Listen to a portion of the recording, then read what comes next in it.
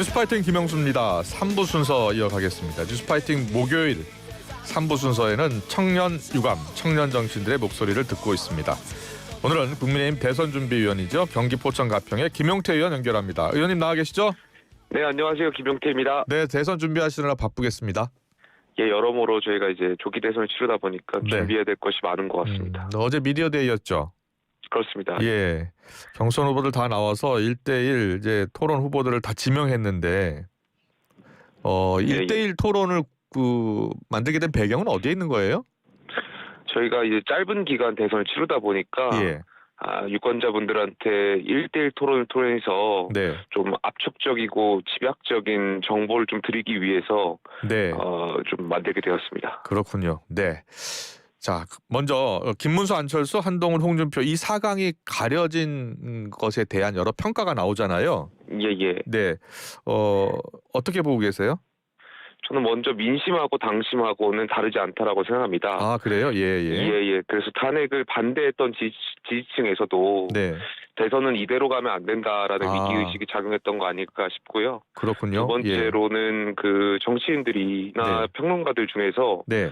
중도층의 실체가 없다고 말하는 분들이 계시는데 네. 그렇지 않다는 것을 여실히 보여줬던 거 아닌가 싶습니다. 그렇군요. 중도층이라고 하면 예. 이 극단적 상황에서 의견을 자제하고 지켜보고 있기 때문에 네. 실체가 없는 것처럼 보일 수는 있겠지만 예. 결국 의 결정적인 순간에 네. 행동한다고 보여집니다. 예. 탄핵 반대 입장을 선명히 보이는 쪽이 유리할 가능성이 높다라는 관측이 있었는데 이번 경선에 그게 나타났다고 보세요? 아직까지 그걸 좀 더 지켜봐야 될 것 같지만 예. 저희가 탄핵을 반대한다고 예. 계엄을 옹호하는 것은 아니거든요. 이게 예. 프레임이 민주당 계속 씌워가지고 예. 탄핵을 반대하면 계엄을 옹호하는 것처럼 만드는데 네. 그렇지 않다라는 말씀 꼭 드리고 싶고요. 예. 저희가 계엄을 많은 당내 구성원들이 반대했었고 그럼에도 네. 불구하고 탄핵을 반대했던 여러 가지 이유들이 있기 때문에 그걸 네. 이 자리에서 설명하지는 않겠지만 네. 어찌되었든 탄핵을 반대한다고 하더라도 변화를 원하지 않는 것은 아니다라는 말씀 좀 드리고 싶습니다. 그렇군요. 이번 경선에서 최대 관심이 나경원 의원과 안철수 의원 누가 될 것이냐 여부였는데 안철수 의원이 된 것을 놓고서 탄핵 반대뿐 아니라 탄핵을 적극 찬성한 의원도 미뤄졌다라는 해석이 나오고 있어요. 거기에 대해서는 어떤 생각이세요?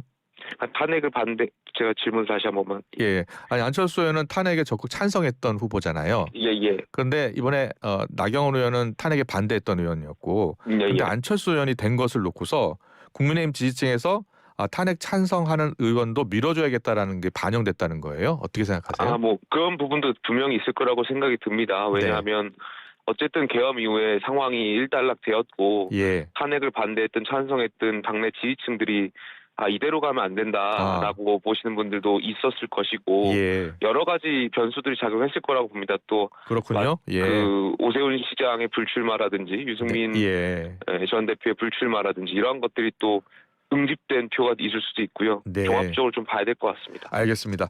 2차 경선은 이길 후보를 밀어줄 가능성이 더 높다라는 의견도 있어요. 어떻게 보세요? 아무래도 유권자분들이 투표를 하실 때 사표가 되는 것을 방지하기 위해서 이길 만한 후보를 밀어주려는 심리도 분명히 있습니다. 예. 그렇기 때문에 유력한 후보의 쏠림 현상이 양자에서 나올 수 있지 않나 생각도 해봅니다. 예. 보니까 이번 1차 경선과 2차 경선의 다른 점은 2차 경선에서는 당심 50%가 반영이 되는 거잖아요. 예. 그렇죠.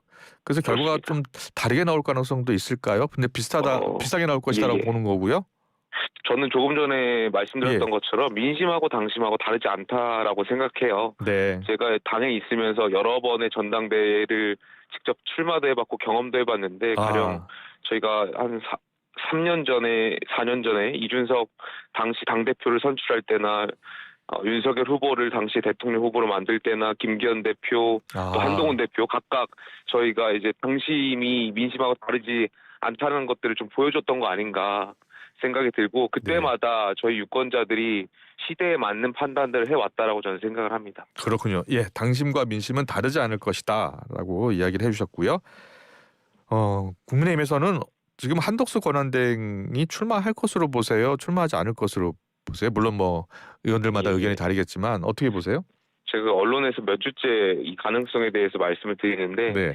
만약에 한덕수 대행이 출마한다고 하더라도 공직자 사퇴 시한에 임박해서 최대한 늦게 판단하는 것이 경우의 수가 많아질 것이라고 생각합니다. 그렇기 때문에 네. 5월 달에 판단하지 않을까 싶고요. 예. 그 권한대행이 관세 협상을 하고 출마를 할 경우에 민주당이 예. 사전선거운동이라는 정치적 비판을 지금 미리 깔아두고 하고 있는데 예. 이것을 바꿔 말하면 바로 이 지점이 민주당이 가장 두려워하는 지점 아닐까 싶기도 해요. 그래서 예. 국민 다수가 이번 대선 선택 요인을 경제로 보고 있고 또 여기서 미국과의 관세 일정 부분 성과를 낸다면 네. 한대행 입장에서도 경우의 수가 많아질 거라고 생각을 합니다. 예. 경우의 수가 많아질 것이다. 어제 홍준표 후보가 출마하면 반명, 빅텐트, 단일화 협상길을 열어둘 것이라고 했어요. 다른 예. 후보들도 다 마찬가지 생각인가요? 처음에 이제 한덕수 대행이 출마했을 때 후보 단일화에 대해서 적극적으로 말씀하신 분이 이제 김문수 후보셨죠. 예. 그러다 보니까 당내의 당원분들 중에 한덕수 대행의 출마를 희망하시는 분들도 분명히 있을 것이고 네.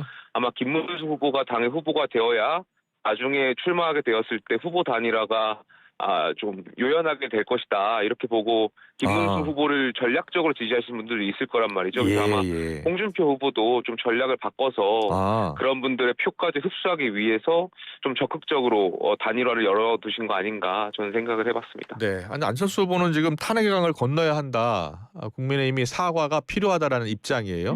거기에 대해서는요? 저는 안철수 후보가 갖고 있는 강점이 바로 그 지점이라고 생각을 하고 안철수 후보답게 이 지점에 대해서 색깔을 분명히 하는 거라고 생각합니다. 그래서 저는 뭐 전략적으로 안철수 후보가 택한 방법을 떠나서 어찌되었든 그 계엄이라든지 이런 상황에 대해서는 당이 다시 한번 국민들께 진정성 있는 입장을 발표하는 것은 경선 여부를 떠나서 굉장히 중요한 지점이라고도 생각이 됩니다. 네, 당 차원에서는 어떻게 생각하세요? 윤석열 전 대통령과 거리두기를 하는 것이 본선에서 더 유리하다라는 시각이 있거든요. 어떻게 보세요? 저는 이번 대선, 특히 양당제 하에서 대선에서는 중도층의 선택이 굉장히 중요할 것이고 만약 윤심이 있다고 판단한다면 중도층이 어떻게 생각하실지는 이미 정답이 나와 있다고 생각을 합니다. 그래요? 민주당은 이번 대선을 그 이재명 후보 대 윤석열 전 대통령 구도로 아마 가져가려 할 것이라고 보여지고요. 심판 선거를 전략화할 거라고 생각합니다. 그런 면에서 그렇지만 이제 국민 다수는 경제를 살릴 정당, 경제를 살릴 후보를 또 원하고 있고 그런 측면을 여러 가지 고려해 본다면 윤심과 관련해서는 우리 후보들이나 우리 정당이 취해야 할 정답은 이미 정해져 있다라고 좀 보여집니다. 네, 일단 국민의힘 후보들이 모두 빅텐트 구상을 하고 있기 때문에 빅텐트 구상을 하려면 국민의힘 후보뿐만이 아니라 뭐 한덕수 대행이 출마한다면 한덕수 대행도 포함해야 되고 특히 이준석 후보하고도 함께 해야 할 텐데요. 이준석 후보는 지금 끝까지 대선을 완주하겠다는 입장이거든요. 어떻게 생각하세요?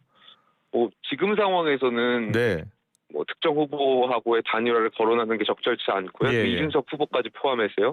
그리고 뭐 다른 후보들이 단일화할 생각이 있고 없고를 떠나서 지금 상태에서는 당연히 없다고 하는 게 여의도 정석이라고 생각합니다. 솔직히 앵커님 같으시면 그 단일화할 마음이 만에 하나 있다고 하더라도 그걸 지금 여지를 남겨두면서 하겠다고 하시겠습니까? 저는 아니라고 보여지고 마음이 있는지 없는지 모르지만 지금은 없다고 말하는 것이 지지층에 대한 도리이기도 하다라고 생각합니다. 근데 앞으로 점점 대선이 무르익어가면서 대선이라는 것의 특징도 있을 것이고 그 분명히 그 어떤 빌런 위험한 사람 한 명 빼고는 다 뭉쳐야 한다라는 여러 그런 대의도 있을 것이고 아마 여기에 대해서 각 후보들이 현명하게 판단하실 거라고 생각합니다. 그렇군요. 보면 역대 단일화 과정을 보면 단일화 직전까지 모두 단일화하지 않겠다라고 하고 단일화하는 경우가 많았죠. 네, 맞습니다. 끝까지 일단 정석이라고 생각합니다. 알겠습니다. 여의도 룰을 말씀해 주셔서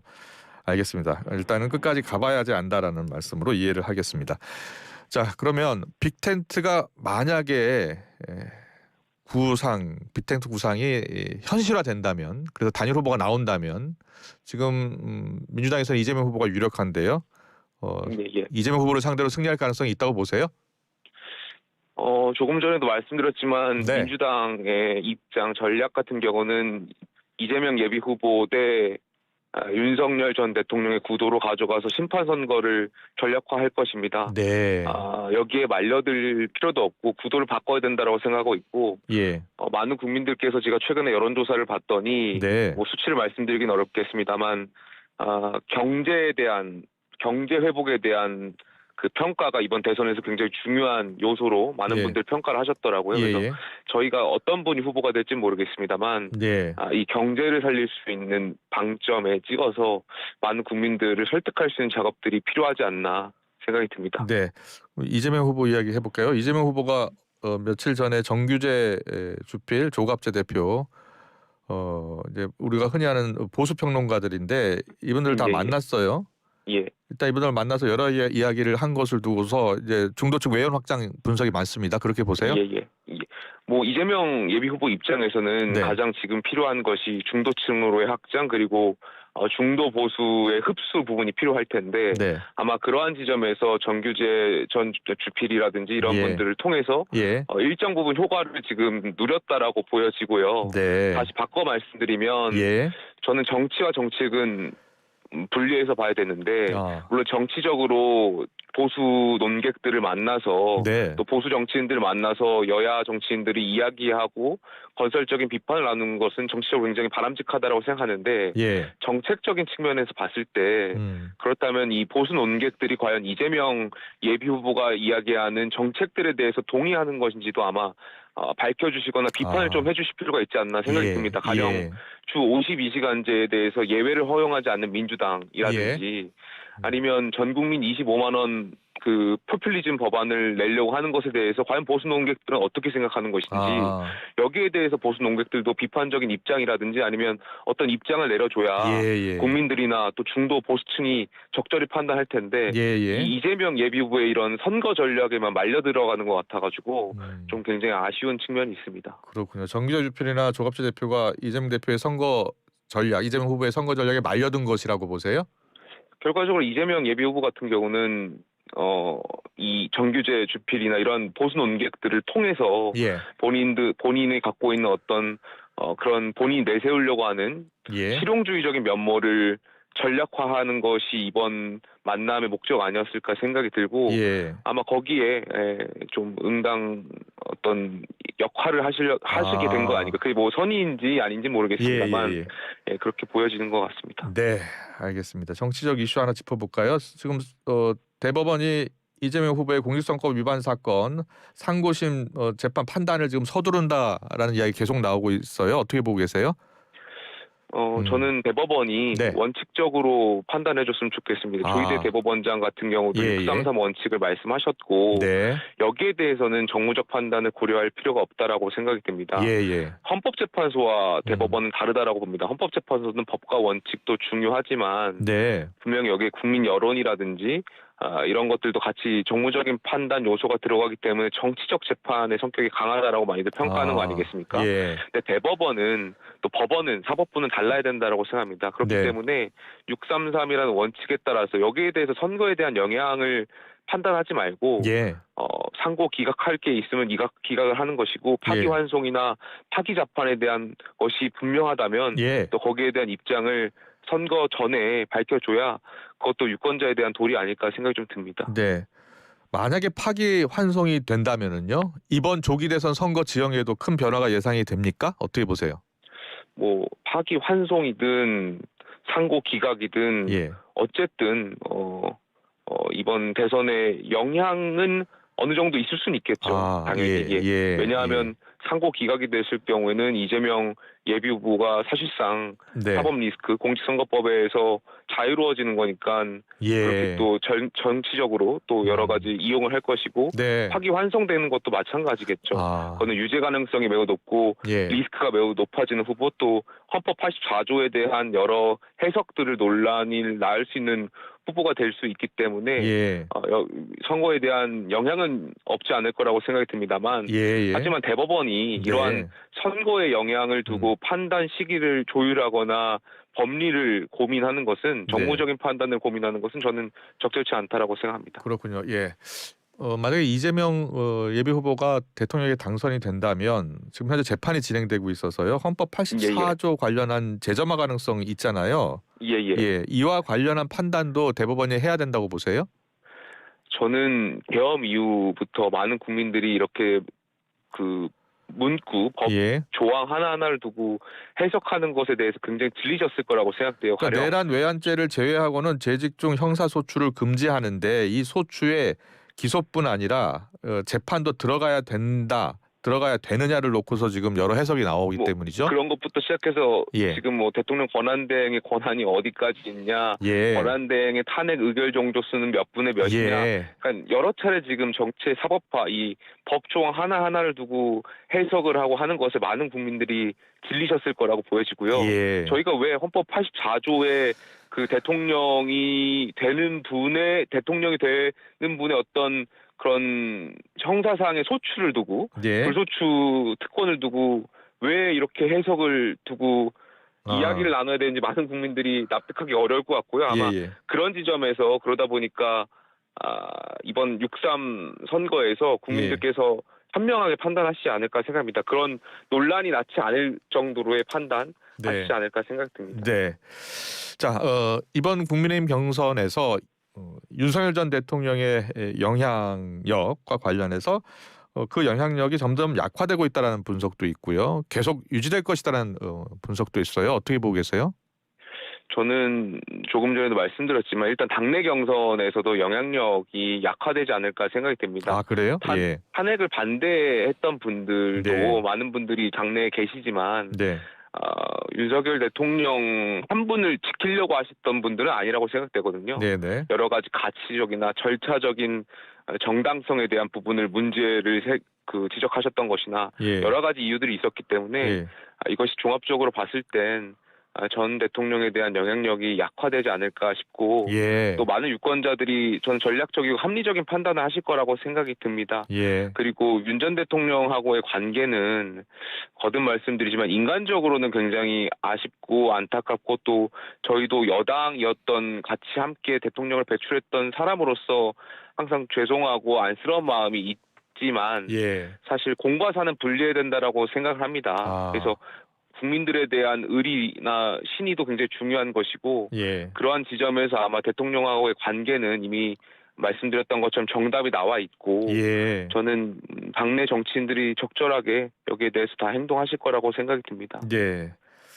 윤 어게인 관련해서 이제 김계리 변호사 등과 이제 식사를 하고 사진을 찍고 그 사진이 공개가 됐잖아요. 예. 그 부분에 대해서는 어떤 생각이세요? 뭐 공개가 된 의도가 있겠습니다만 결과적으로 당내 경선에서 저희가 4인의 후보들을 보면 네. 그 사진이 영향력이 없었다라는 것을 보여준 방증한 거 아닐까 생각이 좀 듭니다. 예, 알겠습니다. 한미 관세 협상 이야기 잠깐 짚어볼게요. 예. 한덕수 대행이 지금 대미 협상에 나서는 것은 월권이다라고 민주당이 주장하고 나섰고 국민의힘은 협상의 골든타임을 지켜야 하기 때문에 지금 나서야 한다는 거예요. 어떤 생각이세요? 저는 계속해서 민주당이 한덕수 대행을 키워주는 거 아닌가 생각이 듭니다. 뭐 재탄핵 시사라든지 관세 협상에 대해서 민주당이 딴지를 거는 것이라든지 이러한 지점은 한덕수 대행을 계속해서 마케팅 해주는 거라고 생각이 좀 들고요. 두 번째로는 지금 트럼프 미국 대통령이 전 세계를 상대로 관세와 관련해서 협상을 이어가고 있는데 한 달 동안 대한민국 그러면 가만히 있으란 말인지 그것이 과연 제1야당 국회 다수당 그러니까 어떤 그 국가 위기 상황에서 수습해야 할 책무가 있는 제1야당으로서 해야 할 말인지도 전 잘 모르겠습니다. 네. 알겠습니다. 마지막 질문이 될 것 같습니다. 민주당에서는 이재명 후보가 지금 당내 90%의 압도적인 득표율로 사실상 승기를 잡은 분위기인데요. 지금 이 민주당에서 나타나고 있는 경선에 대해서는 어떤 생각이세요?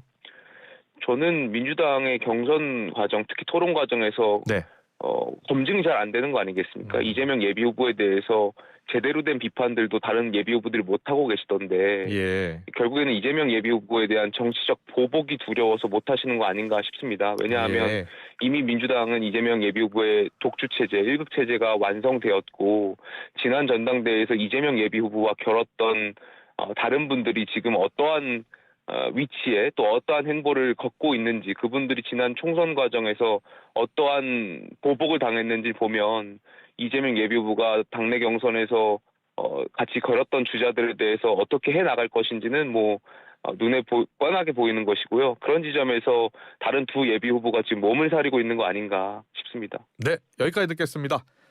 청년유감 감사합니다. 국민의힘 김용태 의원과 함께했습니다. 고맙습니다. 감사합니다.